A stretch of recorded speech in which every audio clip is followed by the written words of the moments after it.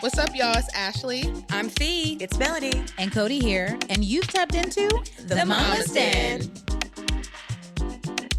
We're all mamas, and we've got 11 kids between the four of us. And let's just say we are tired. But we're also friends who are going through this journey of motherhood together. Each week, we are giving you some laughs, maybe some tears, sharing our personal stories, and of course, giving advice, what we hope is helpful. This is the show we wish we had before becoming mamas. So grandmas, aunties, sisters, uncles, daddies, brothers, everybody who's in the village of raising children, we got you. Shall we get into it, ladies? Let's do it. You know, we're here. The mamas are here. Three of us and Melanie. And Latham, okay?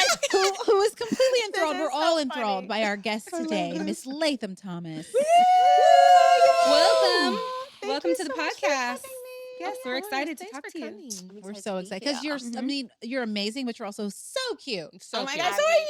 So pretty. Thanks. I'm like obsessed. I feel like I'm just like enveloped and swaddled in love and swaddled in fashion and style and beauty and Black excellence love and this. mothering. I love this for all of us. Yes. I have literally been following you forever. Same. I was almost like, am I going to call her Ashley or Watermelon Egg? You should do both. Whatever floats your boat. Hilarious. Well, guys, first off, how's everybody doing? One of us had a birthday. Hey. Oh, Our okay, special so- guest. Hey. Big Taurus season. Taurus season, y'all, all day. Oh, I love Earth signs. I'm a Capricorn. Right? Yes. Earth is everything. It We is. need Earth. Duh. Right? We need her. Well, You so- also need water, though. Okay. We do. Okay, water girl. They're all three water. We're all signs. water signs. What's your sign? Scorpio. Scorpio. Ooh, what's your sign? I'm Scorpio as well. Me and What? Felicia representing. Mhm. Wow. Mhm. Okay, Pray for so, okay, the water. You're And we're both outnumbered. very I'm emotional. very too. much Yes. outnumbered. Yeah, but You're- she has me, the Cancer balance. Cancer Yes. does balance things. It's The true. Capricorn. That's Yeah, true. it's true. Okay. I agree. I agree. I agree. Well, Latham's birthday was May 3rd, and if you are listening to this, it is Mother's Day has come. However, we're recording this before Mother's Day, so we are going to get into like what our Mother's Day dreams are. You know what I mean? What's a good Mother's Day for us? But before we even do that, let's talk a little bit about you, Miss Latham Thomas, who lives in New York but came to visit us here in LA, and we're so grateful. I'm so Yes, grateful, we first of are. all. Yes. Right? Like, I was so excited to come here and just to be with y'all and be in this energy. So, yeah, thank you for having me. Thank you. Mhm. Well, okay, so author, doula, Mhm. I would say business owner, foundation. I'm trying to say like foundation runner, like foundation Founder. Foundation runner. Okay. And so what is the story behind like you starting all of this and becoming an advocate for women and Yeah. our birthing journeys? Yeah, so I have a son who's going to be 21 this summer. Wow. Which is Mhm. weird since you're Wait a 22. I but I know, okay. right? How'd you do that? It's magic. Well, you No, know I was a something? toddler. No, This but is the sun, the July Cancer yeah, sun. Cancer. He'll be 21 in July. Oh, Wow. Yeah. I was literally imagining a little itty bitty 6-year-old son. No, people think I'm like 21 months. I'm like, no, 21 years of age, 21 years Wow. alive Yeah. on Years this of age. planet. Wow. Yeah. So Wow. that journey in women's health has been over 2 decades. Yeah. And then I'm really inspired by the birth that I had with him, which was just really beautiful in a birth center with midwives. My ancestors visited as I had this birth. And I had this, well, I'll share a little bit about it not to go to digress too far. But I was navigating a pathway where there was not a lot of resources. And Mhm. people have to think back 20 years ago, which was really hard because you think about, we always had texting, we always had cell phones, but we did not. We had flip phones with like little antenna, right? We did not have texting. The texting Yeah. was like so rudimentary at the time, right? Mm-hmm. We had Yeah, I was about to say, sidekicks, what are right? those? We had the phone book, which is a relic now, but we did use that to like find The resources. phone book. Child the phone book, which is now like, we use the telephone book for multi-purposes. Yes. You get your hot Mhm. comb press and you be sitting on the phone book in the kitchen, Listen. right? Step up Yeah. on that. Right? Yep. The step stool, like all the things, Yeah. right? But I used it actually to find an OBGYN for her to only tell me that she couldn't see me for 5 months. And I was like, girl, what? Back up. I was like, how is it this challenging to navigate Yeah. maternal health? And you're having a baby, like I need a, practitioner. And so that was sort of like a little signal also to look elsewhere. And then I was living with my son's father in Chelsea at 222 West 23rd. And this is important because the birth center was 222 West 14th, which was 7 blocks away. So the numerology was like numerologying, Yes. right? The numbers were numbering. Yeah. And I was like, oh, we should go there. So the important caveat also was that this birth center was adjacent to the nightclubs we used to go to. So if anybody knows Nell's Up and Down in the Derby, Up and down and right? the Derby. And the Derby. Shout out to New York. Shout man. out to New York. To New York. And the fact that my son thinks he was born in a nightclub because it was Hilarious. right Right next across door. the Sure, Yeah. same thing. So same thing. And he became a DJ. So, whatever, same thing. But I go there and I have this amazing care, Yeah. right? And so part of the experience is that you take your own weight, you take your own urine samples, write this down when you go to the appointment. You can access your records, just go behind the desk. It was care with midwives. So they would see you, you would, do really long appointments, like an hour. And they also had like other classes and stuff. So I met other moms. It was really cool. Yeah. And then you birthed in like a room that was like a bedroom, right? It was really sweet, had skylights, it was gorgeous. And so it was very comfortable. And so I was very like at home. I felt safe there. And so when it was time for me to go into labor, the other thing too that they had was you do 21 hours of birth education, which I think is critical because if families have that, then you're like really prepared. Yeah. But also you had to be prepared for the experience you were going to have, which was out of hospital birth, right? Which was not with physicians and was also without drugs. So people like are looking for stuff, they ain't got it, right? So at one point I was like, oof, is there anything you can do? And she was like, what do you mean? I was like, no, come here. I was like, is there anything you can do? And she was like, girl, you're doing so great. Keep breathing, keep breathing. But, I had him and the experience I had right before he was born that was transformative for me was that I got out of the tub, I was birthing in the tub, and then his cord was wrapped around his shoulder, like kind of like a backpack strap, right? And so, but we don't know that until he's coming down. So they're like, let's get out of the tub. No pressure, no haste, no frightening, right? Just like, let's get out the tub gently, let's get in the bed, and let's have the baby now. Directive, but like calm, right? And so I hooked into that energy. And so I'm in the bed. My best friend who became an OBGYN, that was the first birth she actually attended. And then my son's father who was asleep half the time. But anyway, so he was there. They were on either side of me. And then my midwife's there. And she's like, okay, let's have the baby now. Like, release the baby. I was like, all right, cool. She said, And then I am sitting up. I'm like kind of in a squat. And then I feel this heat, like real, like hot around me. And I was like, what is that? I'm about to ignite. And I look to the corner, up in like to the ceiling. And I see like in this U shape, I see like ancestors. And I saw like the shape of them like a horseshoe like behind my head like this, and it was open in the front. So I was like this, and I'm looking like, and there's this soul recognition. Like I couldn't recognize faces, but I felt like they were familiar, right? And so then I pointed, I said, I want to go there. And then I felt myself separate from my body and go up, and I watched my son be born. I described everything I saw happening in the room. Everybody else is listening to me. They're like, she can't possibly see that from the vantage point she's in. And I was like, he has so much hair, and this is happening. And they were like, she can't see that. And I'm listening to them say, like, in disbelief what I'm describing, but I'm describing it from here. Oh my God. And so then, I deliver him. I watch him be born from this vantage point. I don't know when I feel myself come back into my body, but this astral thing that happens, which I now can explain, but I could not explain then. It unfolds, and then he comes, and then he's with me, and you feel this like high, and it's just like incredible, the euphoria and the endorphins, and it was amazing. And like 20 minutes later or so, when I was like back in my body, I was like, oh yeah, I have to protect this experience. Nobody said it could be this. Nobody said I would have this visiting. Nobody said I would have this sense of being held in this way, that I would be visited upon, that I would be anointed, that I would also be like carried across this threshold. And for me, what was important to communicate, and what we do through Mama Glow as a through line, is to reclaim the sanctity of the birth experience, to like raise the floor. Like, we're not talking about just surviving childbirth, because what is that? We are talking about the anointing that happens, the rite of passage that's available to us, and how for Black women, this has always been sacred. This has always been ancestral. Like we have tools that we also, and medicine that we collect along the way. And when we medicalize and we hyper, uh, we sort of um, sanitize and we politicize, and also we bring people into settings that harm them, that aren't protective of what they need. We actually rob them of that experience, right? And yes, you can have like incredible births in hospitals. I've attended so many of them. However, it's not designed for that, right? And so when we have these transcendent experiences, which is what we're owed, right? Like it's part of like your primal template to have a transcendent birth, transcendence. Yeah. Like you're supposed to be high, right?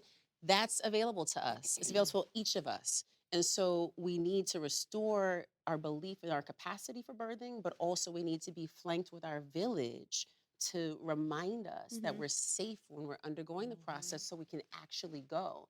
Because if you don't feel safe, which is what many of us do not feel, we enter into spaces where we're like actually fighting for our lives, fighting for our dignity and safety, you can't also birth at the same time, right? And so that's how I got here. It was really that experience that kind of catapulted everything. And then from there, it unfolds. Yeah. That's beautiful. Wow, that's a beautiful story. And so it unfolded into you as a doula. Yeah. But then also launching the foundation, Mama Glow. And you have a summit, right? Don't you have a? Yeah, so we launched. So the foundation's like 4 years old. It started in 2020, but Mama Glow is like 13 years old. So it's like a teenager. She's sassy now, right? She's putting on lip gloss now, right? So what happened is during the time my son was growing, I would start to do solo doula work. I had a partner at the time that we started together, and then we would do tandem births and stuff together, which was like manageable for me with a small child. And then she moved, and I was like, oh, I gotta do it myself. So then it's really challenging, by the way, right? To do on your own. And then I became a single mom when my son was like 3. So I'm like putting him in a snowsuit and then going downstairs 4 flights in New York City and hailing a cab, which by the way, was no Uber. So hailing a cab and then being like, oh, snap, I don't have $20. I got to get out and go to the bank in the middle of the night and then grab cash and then get back in the car. Ain't no Apple Pay. No. Ain't no Ain't Apple no tap to Pay. pay. Right? So it was just so much harder, right? Yeah. And then I dropped him off at his grandfather's and hail another cab while it's snowing, by the way, and then go to my client giving birth in the middle of the night. So these were the things I was doing back then. And so I built that. I did hundreds of births. I would sometimes take like 3 to 4 clients a month, but typically like what was good for me was 2 and then 1 a month, right? After like just doing too many. And what I found was that, you can do this, but you really have to do it with the vision of it expanding beyond yourself, right? And for me, I had to, I was called to do doula work. Like it was definitely not like a choice. And I believe the difference is that like things that you're passionate about are like fun and provide ease and make you feel like, just like it's a thing that you can kind of escape into. A calling is not convenient. A calling is never like the timing that you desire. A calling is something that's put onto your life that you have to step into. You have no choice. And the only choice is obedience. And when you don't obey, it keeps coming. It keeps calling you, right? And you're like, fine. And I'm a Taurus, so we're stubborn. So it took me a while to get there. Yeah. When I finally got there, then I was like, okay, show me, like use me, use my body, like use me as a vessel. And then everything was lining up because I had the courage. And I believe that, God and the universe rewards courage. And so if you go that path of what you're being called to do, you will be rewarded. All the angels and all the things that you need will help you and catapult you. And so that did happen. Yeah, right? So this happens, right? So that was real for me. And so then so everything's unfolding. And then Mama Glow is like nascent. And that's when I, was doing the doula work. And then I was like, okay, I got to build it bigger. Let's start the training program so I can actually have people who are in the same ethos go out into the world. And so I developed that in 2018. I was like so scared to launch it. I was like, I keep pushing the date back and pushing the date back. And then finally, my man was like, girl, if you don't just push this button on Instagram and like put this, I was like, okay. And so I was Okay. like, maybe 5 people will come. I was so scared. That's what my question was what was the fear about launching it? The fear was like nobody would come. Mm. The fear was no one will come. You don't have nothing to say. Who are you to do it? Like all those kinds of things that we have self-doubt, Yeah. God, right? imposter Yeah. syndrome. Yes, right? Meanwhile, so And you've been doing the work all these years. right. But yes, exactly. But I was so terrified. Yeah, self And so then I pushed the button and then it like sold out. And then I was like dropping classes like Supreme. I was like, okay, boom, another drop, another drop, another drop. one, right? And then people were signing up, y'all. And it was Aw. amazing. And it was Yeah. like booming. And so within 9 months, we expanded from New York to LA, Miami, and Paris. We had Wow. training. And Paris, child. Child, it was Come on, Paris Patty. too, girl. Oui. Okay. So we had all those training hubs. And then COVID came. Yeah. And COVID was a blessing for us because we grew like 8-fold. Right. Because Oh, we were right. Nobody's in online. hospitals, you're online, you need Yeah, Yeah. and everybody was home, Yes. right? And they were like, I want to do something with my life. Yeah. And so people were like, okay, I want to move towards this, right? So we went from the 2018, which was like a moment where it was pivotal because we had that seminal reporting from ProPublica, New York Times about the Black maternal health crisis, right? That catapulted people. So we Yeah. had that big Yep. galvanizing moment where everybody wanted to become a doula. So we were in the zeitgeist in that moment at the right time for the training. Then it was like 2020. Everybody wants to be, like contribute in a way. And like the Black Lives Matter movement was like resurging again, right? So there was this thing about like the movement for Black lives, protecting Black women. And that surged again during the 2020, which allowed us to also, and I had to like also figure out how to pivot to online in like 3 weeks, which we did. Yeah. And so then it was like, okay, boom, like we figured it out. And then we're just going from there. And then 2020 also was when we decided to launch the foundation. So it's been like a really beautiful journey. And then from there, the Doula Expo came, and which y'all gotta be at this year Okay. in I'm here October. for it. Doula Expo, let's go. Y'all gotta come. October. October 5th and 6th, and that's our culture shifting like festival that centers like a vision and future for birth work. And it's an amazing thing, and different brands activate there. It's like awesome. So so all these kinds of things come off of, like the initial, brand, which is about like, improving birth outcomes and centering birth equity, but also at its core, it's about like, the protecting the sanctity and beauty of this process. I feel like it is so beautiful that us becoming mothers helps us propel into our purpose. Yes. And I just feel like it's such a priceless thing. It's an experience, So I love that you're doing this. I'm like, I Thank feel you. you. I feel you. My on a son will deep definitely level. say it's him. He's a reason. Yes. He always says like, oh yeah, I'm Like, the you're reason welcome. Mama Glow I love exists, it. just so y'all know. It is. 100%. Look, Right? for real. It's Yeah. real. It's I real. love So it. how soon after you had your son? So did you have any interest in birth work and any of that prior to having your son? That's a great question. So when I graduated college, I went to Columbia University. I studied visual arts and environmental science. And I was thinking that I was going to be a biologist. And then I was like, oh, I'm like too loud for the labs. Like I was turning up in the labs. They're like, girl, you cannot do that in here. I was like, we can't bring people. They're like, no, you cannot be up here. And then I went to the art labs and I was like, oh, they smoking weed. They got playing Slum Village. I was like, this is my crew. So I started going to the art labs. And so I would do like my visual arts practice there. And then I stayed in the sciences and I moved out of biology. I moved into plant systems, botany, and then studied like environmental science. Oh. And that allowed me to like kind of get my earth piece and then my arts piece and like all that, So Mhm. it was nurturing for me. But coming out of that, right, I was like a new graduate. And when I met my son's father, I was like 23 or so. So I was still in the school mode. Like I was still like on my school insurance at that point. And so I had always had interest in women's health I would say primarily because of my mom teaching me body literacy really at an early age. Like I was like 4 years old when I was when she was pregnant with my sister. And my sister's Taurus also, May 13. And I was essentially reading Grey's Anatomy and doing Grey's Anatomy coloring book. I was watching PBS, and there was a show called My Mom's Having a Baby, which I still remember the jingle for. And then she would just go over body parts with me. So by time she was like 7 months, and we were like out in public one day, this woman comes up to her. She's like, oh, that's so cute. Your mother has a baby in her tummy. I was like, oh no, my mother has a baby in her uterus. It's going to come out of her vagina. Hello. And so she That sound was like my like, kids. yeah. So that Hello. was like my thing, right? Yeah. So I had that. And so those seeds were planted like that early. Yeah. But then later, right, it would be that my experience with my own body and my own birthing, and also being the first of my friends, because like nobody was having babies that early. Like all my friends now, by the way, like when I was pregnant then, they now having babies, Right. and my Yeah. son's in college. Right. Yeah. So I'm just like, oof, like like chasing behind a 2-year-old at like 44. Wow. Child. Right. Wait, So and I know that's a life. I That's was a like, life. yes, I'm looking at it. That's a life.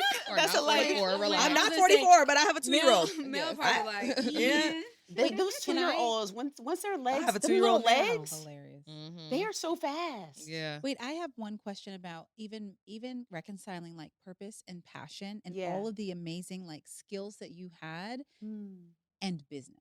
Right? Like Mhm. Felicia's about to launch her nonprofit. We're ready. We all run various businesses. Yep. Like that part to me is, I think, sometimes the challenge as a mom, or even now, I think all of us have been doing it for a certain number of years, but like Mhm. the nonprofit for Felicia is about to be very new. And I think we have listeners too who are moms. It's like, Yeah. we're always saying start a business and be your own boss and all that. But like, how was that transition for you? Yeah. So How do you prepare? so I have a Good few question. things to say about that. And like, we're here for you. I'm happy to help. I know so many things about nonprofits that I can teach you Oh, I now. love Look it. at God. Okay, love it. so we'll talk. Yeah. Yes. Perfect. And what I would say is this. I was always like a little bit hard-headed and not really a good not a good listener, but just like wouldn't pay attention. So I had to like always do my own thing. Mhm. And so when Taurus. people Yeah. yeah, My always sister's a Earth Taurus. sign. right? I Like we know. can't. Earth So signs. yeah, it's an earth sign thing to be like, no, I gotta just do my thing, right? Mhm. So so that's where we started with like always moving in the direction of like being a contractor or a consultant or starting. So even within Mama Glow and the other things that we do, I still get to like creatively do those types of things like projects and stuff that's outside of the work that related to the work that we do. um but I think it's like you learn as you go. So a lot of people think like I gotta have business experience, I gotta take this class and that. You just really have to like go. Yeah. Yeah. And then you learn and you meet and you sync up with the right people who have skills that you may not develop, but you might need in-house. And I do think that there's value in learning some of these things if it's going to be something that you actually practice.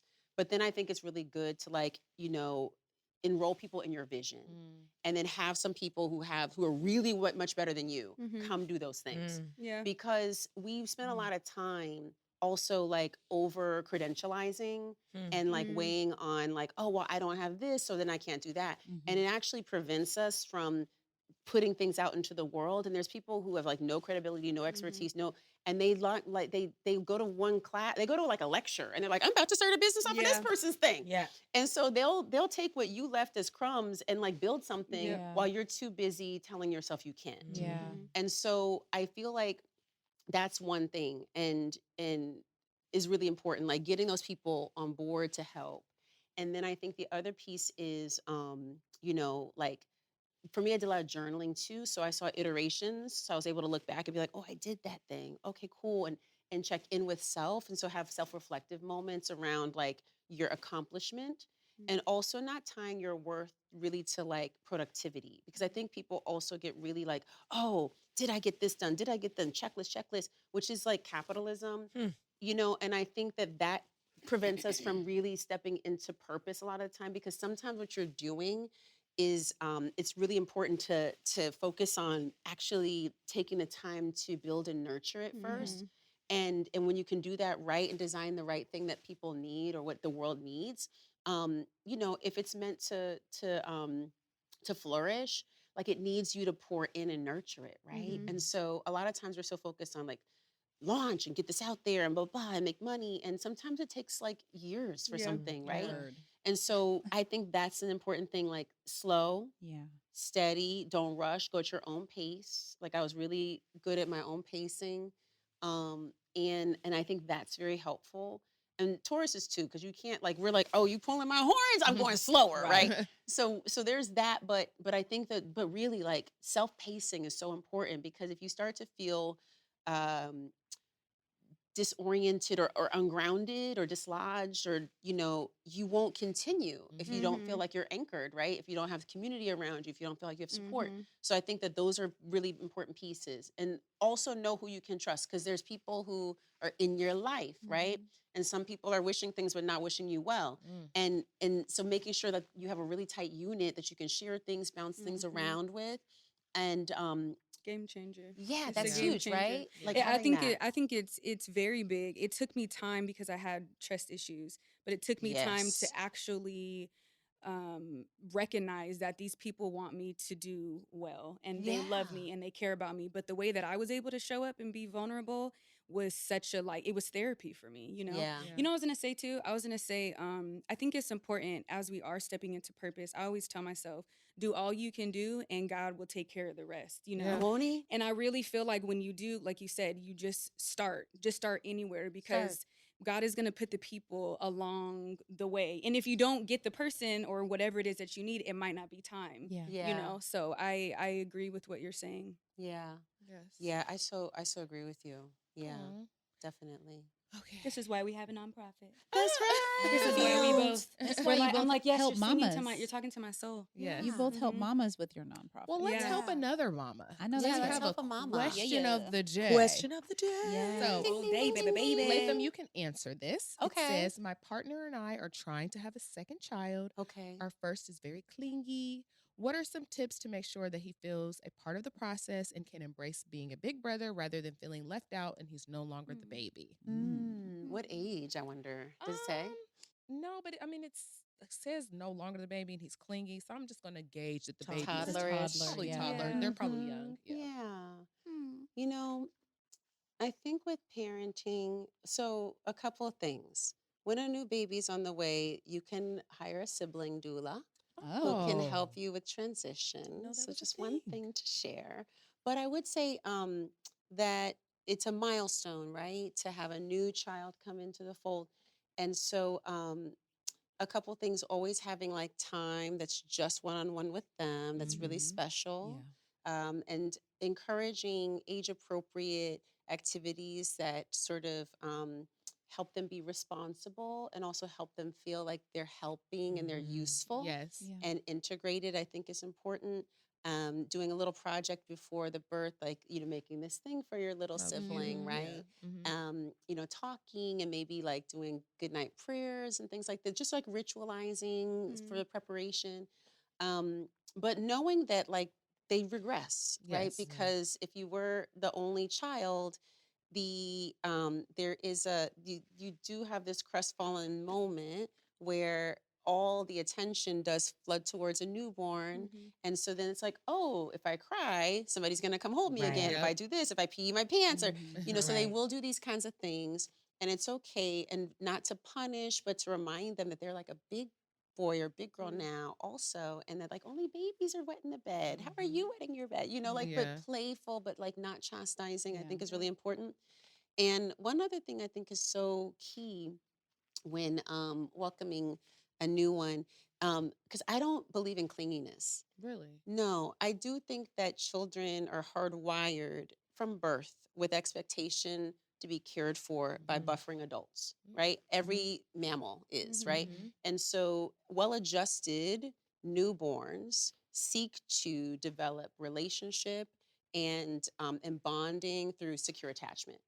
And so part of how children securely attach is through touch, is through eye gazing, is through being in your life, is climbing all over you in the middle of the night and kicking you through the face while they sleep with you in the bed, Yeah. right? Is that why Whatever. they do that? That's secure attachment, right? Yes. So this is part of what they do. So the idea of like taking, because like we sleep in the same bed as our partners and stuff, typically, but then the babies sleep in another room, right? And so they're like, why am I over here? Yeah. Where Yep. they're over there with the warmth, they over there in the bed, like, where, let me go Girl, get in my the baby's bed. in my bed every day. My baby been in my bed, right? So my baby Okay. was in my bed for a He is long mine. time. He was in my bed for a long time, and then I let him choose when he was ready to leave. Oh, Yeah. that's And beautiful. so, and he always had a little room, but and he's a Cancer, so they do need their own time to like recharge after like being in social settings and things like that. They need alone time.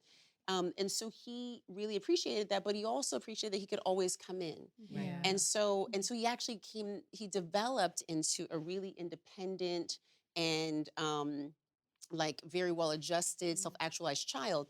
But he started, like all children do, as dependent because Mhm. they're supposed to be interdependent with us. And Yeah. so the idea that you want to hurry up and like make them Grow up. grow Or, up a little yeah. bit Yeah. is we have to move that off Yeah. because I they're not agree. going to. They're not many adults. They're children. Yes. And so let them be children. Mhm. And yeah, if they're clinging, that's also communication. Yeah. Right. You I know agree what? with you. I would also say too, as a mother with many children, Yes.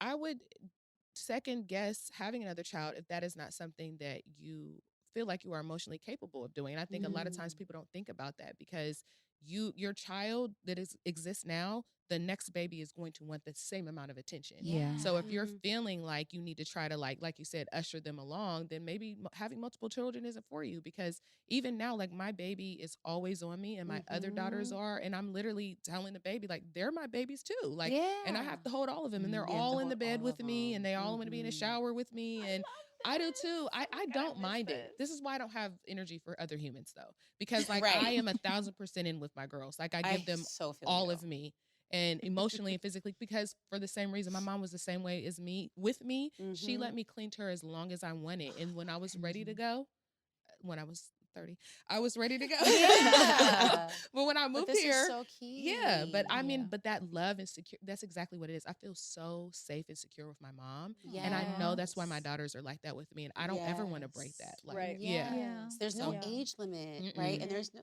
like, we have to develop, like, it is our job to ensure that children become well adjusted and, but also that they have compassion. And so we Yeah. are, it's like emotional intelligence Yes. gets Yeah. developed, Yes. right? By having connection, by, having touch. And so, so I'm big on that. Like, too. and then having a cancer child, they are so cuddly and so huggy and so sweet, Yeah. so yeah. You know, it's interesting. It just made a connection, which is interesting because we're talking about, you're like, oh, I feel so safe. It's interesting because I think that's something that as adults, we look for with our parents. Mm-hmm. And you don't realize that it's like, oh, wait a second. Like the thing that, maybe I felt was a crutch or something as a child is the same thing that I would love to have as an adult with my parents, and that's something that I think anybody can relate to. You do want to get to a place in your life with your parents where you do still feel safe Yep. and you do still feel close and you can Mhm. go crawl in their bed and say, I love you, mom and dad, I miss Mhm. you. Like it's interesting. Yeah. It's a really interesting perspective to think Well, about that only exists if you nurture that as a child because we forget that like we sometimes want to usher our children to be Yeah. grown, but then Mhm. when you create that distance and that lack of like that's my safe space, then I think what happens is parents when they get older they want to be close to their children, but Yes. you've already created that divide, Right. and Yeah. it's like ingrained. You have to literally fight to have that bond if it's not created as a I child. feel like that's what I'm Yeah. doing. It's so I called my true. mom the other day and I was like,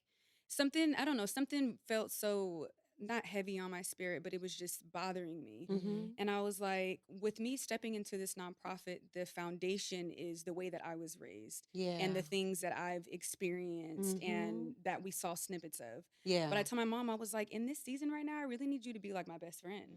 And she was Mm. like, cool, I got you. But it's taken 33, it's Mhm. taken a while, Yes. but I was like, no, right now it feels right. So Aw. I'm but I think it is. It's Mhm. like there was this separation, single mom because she Yep. was working and stuff, but I've Mhm. had to fight and literally be like, Yeah. no, we are going to make this work. Yeah. Mother, Mother. Beautiful. Yeah. That's Yeah. beautiful. Yeah. But shout out to you also for like doing the work to Right. make that a choice because Mhm. so many people, right? Like if you know, with adults in our lives, I see so many people like, well, it's my mom, but I'm like, yeah, like Yeah. why don't we do that work, right? Man, Like what? Mhm. it's important to do the work. How I do mean, you there's a have whole- I real would- peace, like real peace of mind, like real peace Yeah. of mind? I was just about to Yeah. say though, on the other end, it's like, you everybody has to be willing to do the work. Yes. And Yeah. that True. and that is a good child. That's a whole other podcast Yeah. That's episode. You have to true. come back But for that you one. know, Yeah, yeah, come back for that that having one. having like the desire to want to do the work, but it has to Yep. be the other end has to also Gotta be be willing both to do the ways. work. Yeah. Yeah. But don't lose hope because I tell you, my dad is like 60. I don't know how old he is. But the point is that he is continuously calling me and working every day. And like, Yeah. I just want to tell you I was It's sorry for what happened beautiful. when you were 15. And like, I love you. And so don't lose hope on your parents either. Yeah, no. I kept on pushing with my dad and we're like this. Yeah. So, I'm like, how are we gonna lose hope? I'm like, you Some the reason people why do. we're here. Some Yeah. people I'm do. like, yeah. Mhm. Shout out to our mamas. Shout out Yes. to all the mamas. Yes. Mhm. Mhm. Well, Latham, thank you so much for coming and Thank you joining for us. having Yes. me. So happy you were here in Welcome. LA. I Me too. know. I might end up being out here, y'all. Well, my son's gonna be out here for the summer doing an internship, Oh, so I am okay. gonna be coming out great. We're here. here. Okay, we'll Yeah. come back. And I need some friends Oh, here. we're here. We got you, girl. Well, you already have a best friend You right already there. got Right. me right here. So tell folks where to find you and follow you. Yeah, so if you are interested in becoming a doula, you can come to mamaglow.com. We have training coming in June. They're online, they're super accessible. We have childbirth ed, we have breastfeeding, all kinds of different courses. If you are looking for that kind of support, we can help you. We have like 3,000 doulas across the country and globe. And so if you want like somebody amazing and fly to come support you through this journey, we got you. Facts. And if you are somebody who, can't afford to hire a doula, we also have through the nonprofit Mama Glow Foundation, pro bono doula services. Oh, wow. And in New York, we're the largest provider of pro bono doula services in New York Wow. City. So, but beyond that, across the country, we can support. So reach out to us there too if you would Amazing. like. And there's no barrier for Black women. It's like, we don't need you to give us your social, your paperwork, nothing. Come and say that you're there and the support is there, right? Mhm. So that's critically Yes. important That's to us. beautiful. And then I guess social, right? I don't know. Yeah. Like Mama Glow on Instagram, Glow Maven on Instagram. I haven't figured out no TikTok. Don't ask me about that, y'all. That's all right. They Whole haven't other either. world. All right. Well, thank you so much. Thank you. For the folks that want to connect with us, you can hit us on IG at the Mama's Den Podcast. And you can also send us questions like the question of the week that we answer every episode at podcasts. Wait, is that right? Podcasts with an S at blacklove.com. And, watch us every week on YouTube, on Black Love's YouTube page. Thank you. Thank you, Latham. Thank Thank you. you so much.